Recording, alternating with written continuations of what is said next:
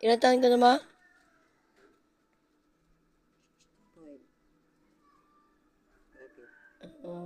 Ang linaw pa ng mata niyan.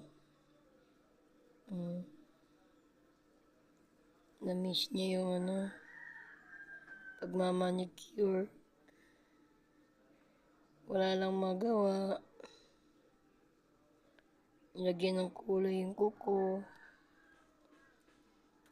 Tapos, tuldukan ko ng blue. Diba? Ganda.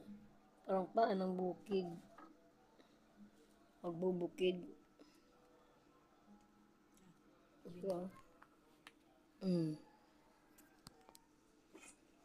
Ayaw matulog niyan kasi.